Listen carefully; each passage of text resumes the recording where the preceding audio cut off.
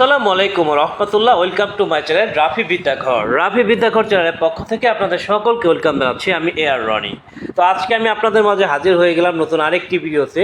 আর আজকের এই ভিডিওটা হচ্ছে কি দিয়ে, যে noun clause, adjective clause, adverb close চেনার সহজ উপায় ফর বিসিএস প্রাইমারি শিক্ষক নিবন্ধন।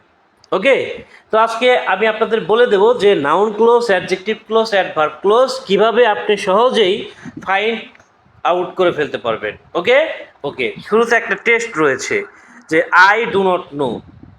I do not know where he lives. Here the underline clause is dash. তো এখানে এটি কোন ক্লোজ সেটা আপনাকে বের করতে হবে। এটি কি নাউন ক্লোজ, এটি কি নাউন ক্লোজ, নাকি এটি অ্যাডজেক্টিভ ক্লোজ, নাকি এটি অ্যাডভার্ব ক্লোজ, নাকি এটি কোনোটিই নয়। তো এটি আপনাকে বের করতে হবে। তো এবার এটা আমরা বের করব।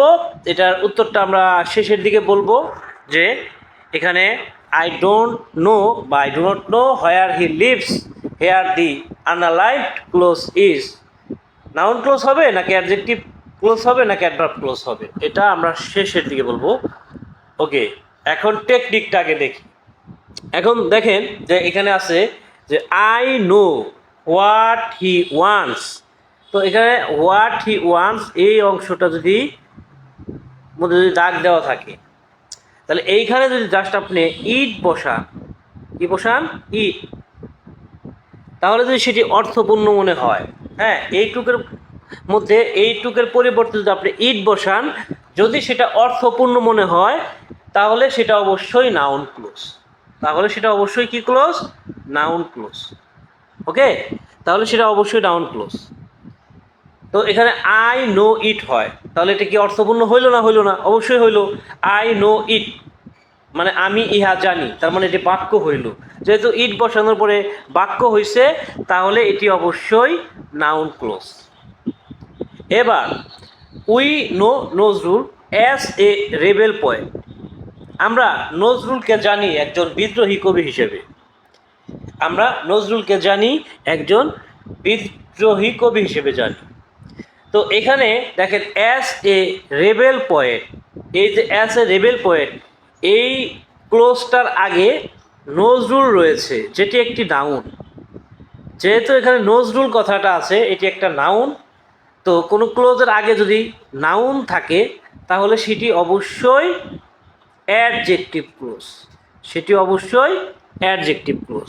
ওকে, আচ্ছা, এখন ইট বসালেও অর্থপূর্ণ হয় না, বা ওই ক্লোজটার আগে নাউনও নাই, তাহলে সেটা কোন ক্লোজ? সেটা হচ্ছে অ্যাডভার্বিয়াল ক্লোজ। ঠিক আছে, সেটা হচ্ছে অ্যাডভার্বিয়াল ক্লোজ। তো অ্যাডভার্বিয়াল ক্লোজটা সাধারণত কিসের কাজ করে? অ্যাডভার্বের মতো কাজ করে। তো এখানে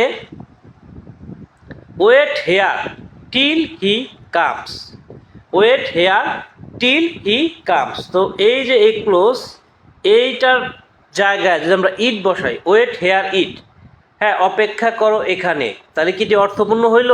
হইল না। যদি আমরা এখানে ওয়েট হেয়ার এই শব্দটা যদি বলি, তাহলে এই শব্দটা কিন্তু কোনো নাউনও নয়।